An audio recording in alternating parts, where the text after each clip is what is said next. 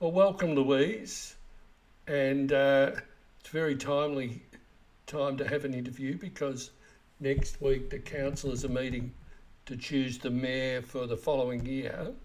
So I thought this was an ideal opportunity for you to reflect on the year that was and to look back on your term in office and the new council, because it's the first year of the new council.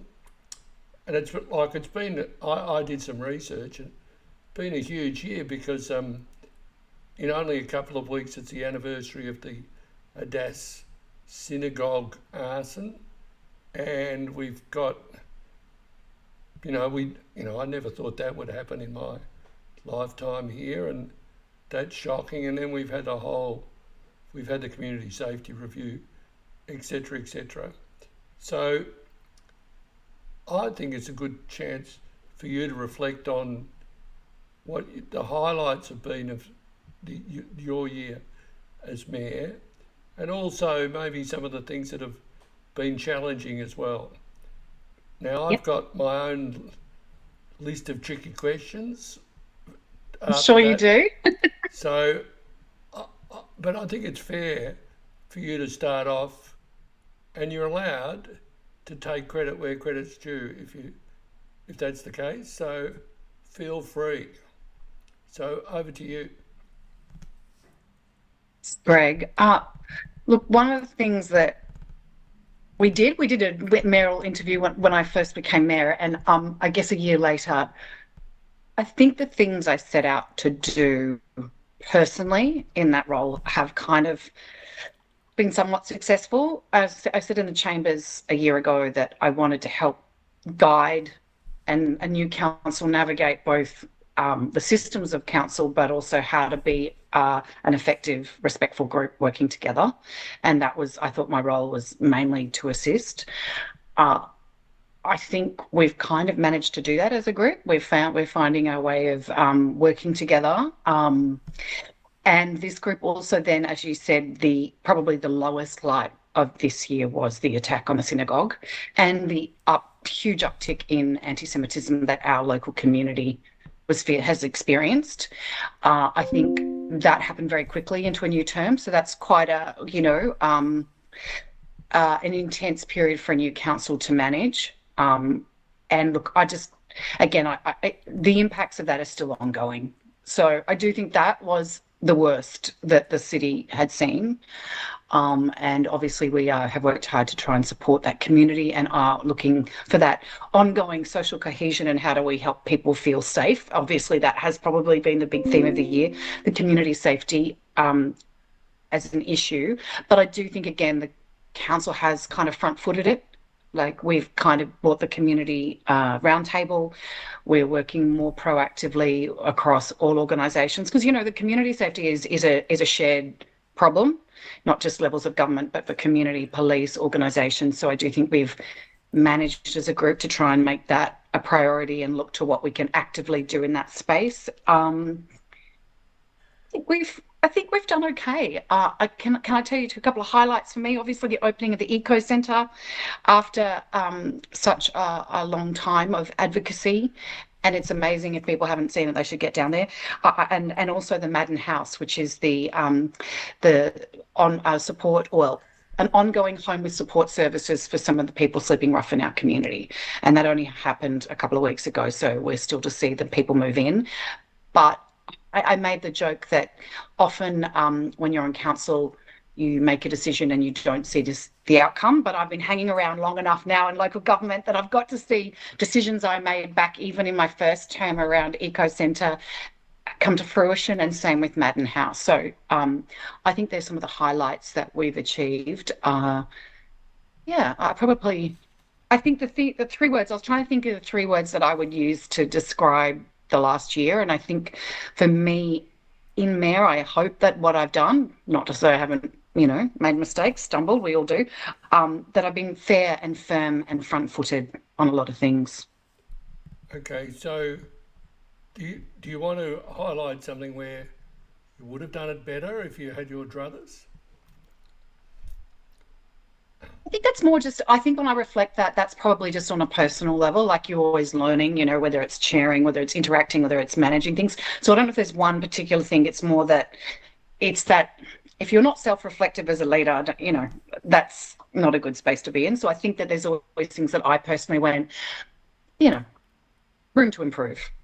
Yeah, well, it's been a decade since you first got elected, so I know. that's it's quite an achievement to be elected 3 times, and a lot of service, 10 years. So Yeah. congratulations on that. And Thank you. just on a Thank positive you. note, I have been to both Madden House and the Echo Centre, and they're both What did you think? magnificent. Yeah. Yes. So they've got their obviously different purposes, but they're notable civic achievements. So congratulations on that. Now I want to go on to my tricky questions, which partly you've done that already, was to talk about the community safety. And at the time I was quite effusive with the praise for Ian Gray's report, and I still think that. But I was trying to imagine what has actually happened since then, and if things have improved. So, what would you say about the implementation of the round table?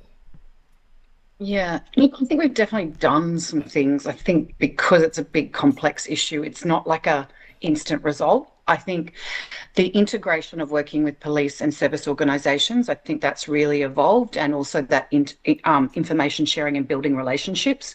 We have funded an outreach officer with Nguala, which will come online shortly. We've put funding to extra local laws officers to help with that ongoing on the street issue.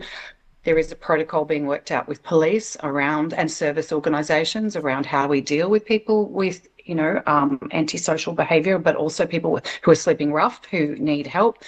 Um, there's a lot of deep thinking happening in that space. So I think we have moved a distance, but I don't think it was ever going to be resolved quickly. And it's still the blueprint going forward, right? Like it was the start. It was never going to be the finish. So yeah. Well, And Madden House, that was a part of, the thinking there was an opportunity for that to come online. yeah, well, I think, it's obviously not just a Port Phillip issue, but there is a perception of crime, and the stats, are quite astounding, a 20% increase. Like, well, I'm not Yeah. making that up, and the police aren't making it up. So what's next in boosting community safety? What's the next thing with the state election next year? What ideas do you have? We are working with the feds to get the $1.5 million for CCTV. So we're kind of working that out, getting the money, but working out that mapping of that. So that will come online.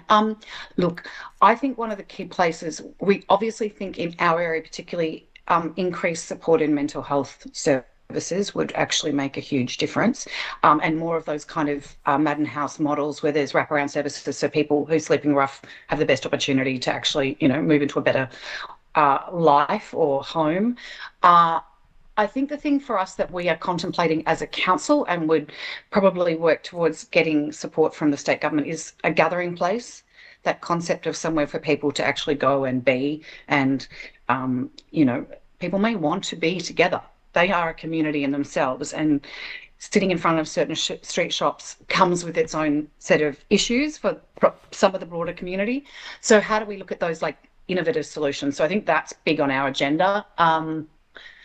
There's so many. I don't know if there's just community safety, but there's obviously a lot of things we could advocate for in the state election. More funding for sporting clubs in Albert Park for their facilities to be upgraded. But and my big one is a lot of our beaches need re-nourishing. Elwood in particular, and so working with the state government on how do we get a rolling fund so that we can re-nourish them as they haven't been done for a really long time. Okay, that's good. Well, my next question is about the community satisfaction survey results, which were, the headline was that it was below average performance compared to other councils. So I want to know, how did the councillors to respond to that, what would have been called in my school days a D grade? And what message did you give the CEO after receiving that report? I think there's disappointment on councillors, because I know that council itself as an organisation, as well as councillors, work really damn hard. Look, I think the great thing is that there's lots of actions being put into place. Some of those things are, in some ways, it was a moment in time, and I think there have been a lot of improvements. So hopefully we will see that next year. And in our day-to-day, results, we're down to 9 waste bins not collected out of every 10,000. A lot of the figures, and our responding to community requests is above average in terms of in our day-to-day results. So I think that was a moment in time. I think we've put actions in place to try and improve some of that. Like, we've put more money in the budget to upgrade roads and things like that. So we actually are proactively doing it.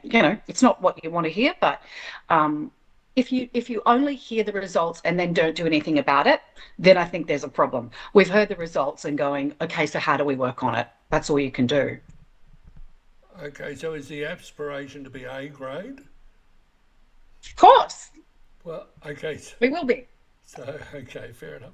So what would be if there's one improvement that you could make that could head towards A grade, what would it be? Look, that's a really hard one, because it was over. We have really high satisfaction for libraries, our sporting ovals, our waste recovery service, parks and gardens. So I guess it's probably, look, if we can continue to do improvements around caravans, that local law coming in, that will make a big difference. And I think the road investment, and then obviously community safety is that complicated beast, but we're proactively doing work in that space. Okay, no, fair enough. Now, one of the other topics was what I've described as project failures, for want of a better word. And in the last 12 months, we've reported on 3 major failures where the councils had to go back to the drawing board, or they've effectively raised the white flag and said we can't do it. And that's the St Kilda Marina, where the interim lease had to be done. The Vineyard, where effectively that process wound to a halt without any achievement, and the abandoning of the household waste collection tender process. So I'm concerned about these, because I'm worried that there's symptoms that there's a black hole in council somewhere, where it's a rabbit warren where time, money and community participation disappear. Now, I'm going to push back on that, Greg, because I don't think that at all.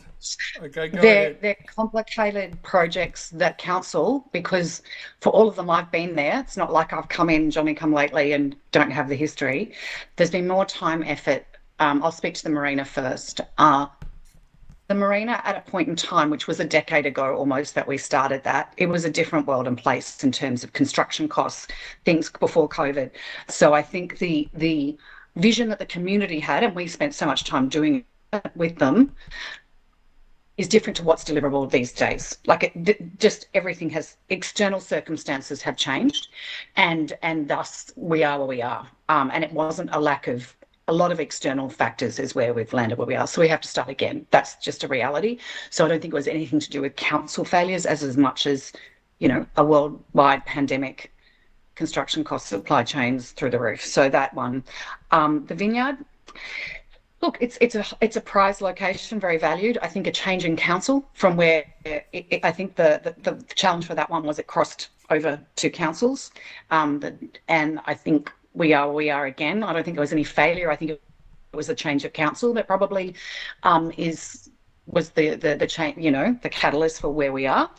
And the waste contract, well, I think we just successfully done the waste contracts, and we unanimously have supported new ones that are coming online, and there's some really big learnings from a few years ago, and there are so many checks and balances, and I think we saved $3 million on our latest one. So yes, there were problems a couple of years ago, but again, as I say, if you don't learn from it, if you don't improve on it, then there's a problem.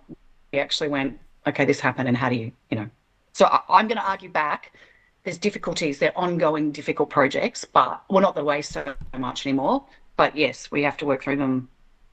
Okay, now,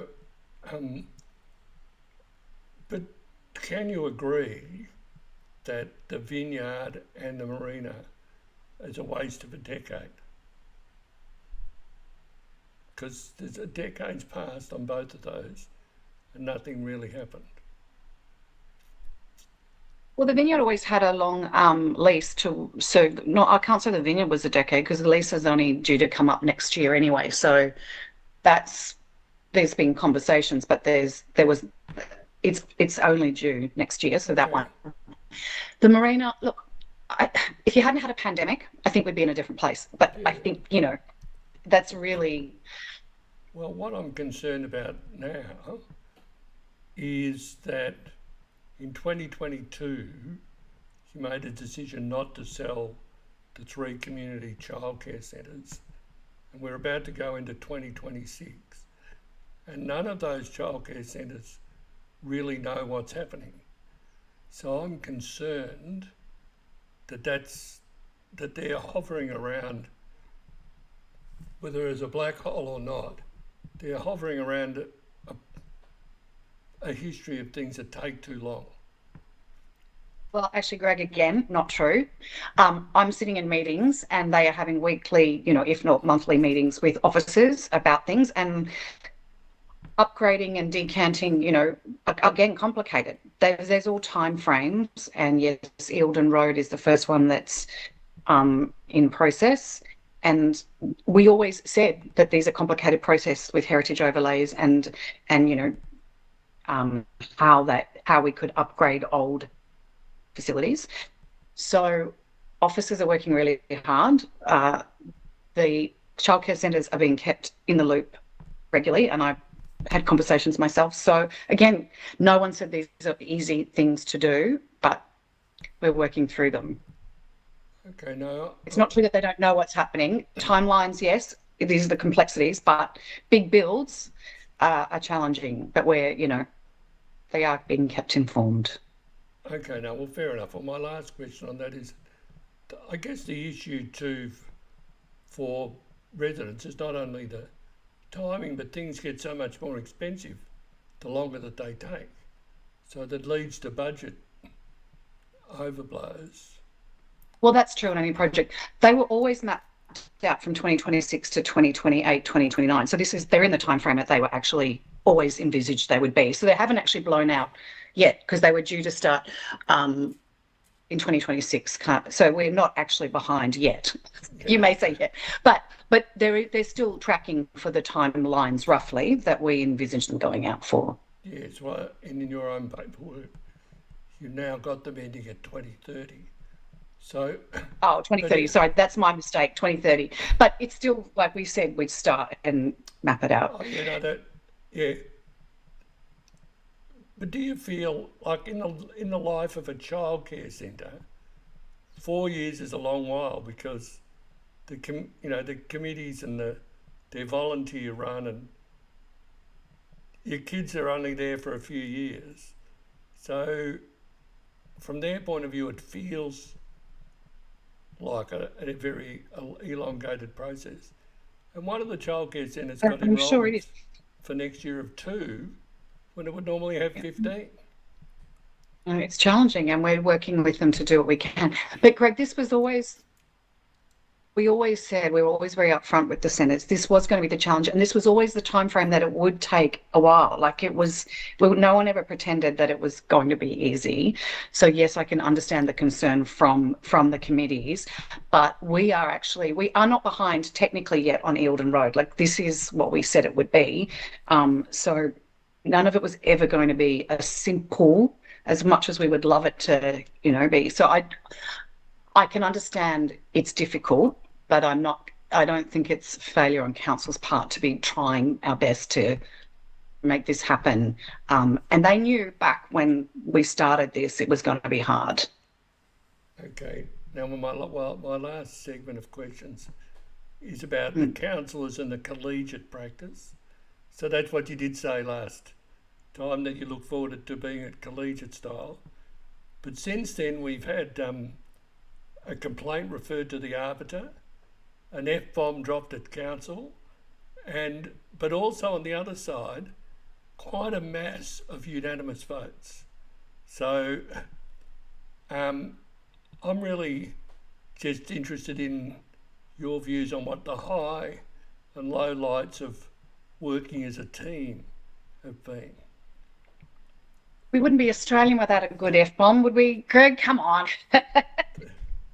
I think that's shows that we have a passionate council, and it was immediately apologised for. And I called it out to refrain from that language. I don't think that's a sign of a non-collegiate. I think it was a moment, and we're all very passionate about our communities and how we see them. I do think collegiate doesn't mean there's not going to be, tussling around ideas and having to work together. That's just a normal group dynamic. But we've managed to keep it respectful and work our way through when it has been difficult. I think coming together on that initial community safety motion and roundtable was probably the highlight. So despite differing views, that we were able to come together and work together on that. And I do think the arbiter's report, which you're referring to, was me. It was dismissed. So there was nothing to see there. Not ideal, obviously. I worked very hard to be respectful, but it was dismissed and there was no basis. So, I think council's always an interesting dynamic thing in the group of people, and it's not a set and forget. So we're constantly working on our relationship, and this council's really committed to that, which is really exciting. Well, and also, can you compare and contrast the difference between the multi-member wards and the single-member wards? Has it changed the way people are represented? Yeah, look, I think there's pros and cons. I guess I probably still like the multi-member wards, having done that for 2 terms. I think there's some real advantages to having, I think particularly the Lakeside ward is being clearly represented by someone who's living in that ward and is feeling the impact. So I do think there is some benefit. I also think that sometimes that having to work more broadly and think more broadly is useful too. So, it is what it is. And I feel like our group is working well in that, in the form that we are. Well, another thing that's different is you've got 2 Labor Party councillors, but no Greens and no Liberals. So how is that different? It's not really. I mean, we still have people who may have more conservative and more progressive views on different issues. And then a lot of the time, as you said, there's been unanimous votes. So we actually line up on issues because I think there's a fallacy that when you're a party member, that you bring that to the table in a council. That's actually crap. You actually take it issue by issue, and it's about the values that you bring. So you're debating on issues and your values, not about party stuff. I actually think that's a bit of a fallacy that people say. Maybe it's in different councils, but not in ours. That my experience is it was always about values and seeing different ways around the same issue. Well, my sense of it is you've actually had more unanimous votes this year than in previous years. So I think there was less rigid thinking. Well, no, I think there's less rigid thinking. That doesn't mean it was about parties. Does that make sense?